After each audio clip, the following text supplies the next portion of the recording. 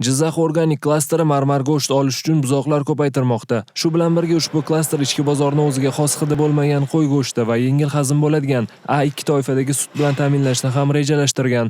Bu haqda batafsil ma'lumot berish maqsadida klaster bosh chorvadori Rodni Gilford klaster hududi bo'ylab biz uchun ekskursiya uyushtirdi. Jizzax hokimiyati klasterga ozuqa yem bazasi uchun 10,7 ming gektar yer ajratdi va shu yilning o'zida 5,6 ming gektar yer maydonida ekin ekishga ulgurdi. Ma'lumotlarga ko'ra, bu yerlar 30 yildan beri foydalanilmagan va shu sababli hozirda Jizzax organik ularning hosildorligini tiklashga harakat qilyapti. Bunda organik o'g'itlar ishlatish, ekinlarni galma-galdan ekish hamda Germaniyaning ilg'or qishloq xo'jaligi texnikasidan foydalanish rejalashtirilgan. Bundan tashqari klaster shu yili 1,5 ming gektar yerni almashib ekishga qaytardi. Keyingi yilda esa yana 4,5 ming gektar hududni qayta tiklash ko'zda tutilgan.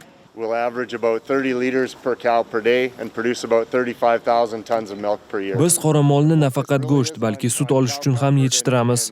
Misol uchun bitta sigirdan kuniga 30, bir yilda esa 35 ming litrgacha sut olamiz. Bu natijaga erishishda biz asosan yaratib berilayotgan sharoitlardan unumli foydalanyapmiz. Qoramol saqlanadigan inshootlar bunda juda ahamiyatli hisoblanadi. Ammo bir tomondan xavotir olmasa ham bo'ladi. Boisi u yerda havo haroratini avtomatik ravishda tartibga solish tizimi mavjud. Yana bir e'tiborli jihat shundaki, biz yetkazib beradigan mahsulot bozordagi narxlardan 12% ga arzon. Bugungi kunda Jizzax organik chorvadorlik fermasida Angus va Hereford nasliga mansub qariyb 5 ming bosh qoramol boqilmoqda. Mutaxassisning ta'kidlashicha, o'tgan yil olib kelingan 590 bosh anguslar, ya'ni 220 bosh buzoqchaga ko'paygan. Bundan tashqari oktyabr oyida Rossiya va AQShdan yana 4 ming bosh g'unajin olib kelindi va hozirda klaster O'zbekistonda marmar mol go'shti navini yetishtirishning birinchi bosqichini yo'lga qo'ydi. Мы не просто продаем нителей, да, то есть, во-первых, продается... Biz g'unajinlarni shunchaki sotayotganimiz yo'q. Birinchi navbatda tan narxda, ikkinchidan esa qoramollarni sotib olish hajmidan kelib chiqib, katta chegirmalar joriy qilganmiz. Ya'ni hozirgi vaqtda narxlar raqobatbardosh emas, balki bozor narxidan ham ancha arzon.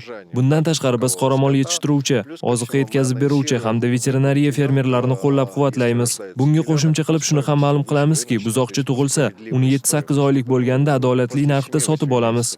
Bu dasturimizga bag'ishlangan seminar hokimiyat bazasida bo'lib o'tadi. 2020-yil 10-oktyabr holatiga ko'ra, Jizzax organik investitsiyalarining umumiy hajmi 62 million AQSh dollarini tashkil etdi. 2022-yil oxiriga kelib, Sanoat qurilish bankining kredit mablag'lari hisobiga bu ko'rsatkich 150 million AQSh dollariga yetadi. Ma'lumot uchun, kelasi yil zotdor qo'ylar 6 ming boshga yetkazilib, 2022-yili parhez qo'zichoq go'shti ham chakana savdoda sotila boshlanadi.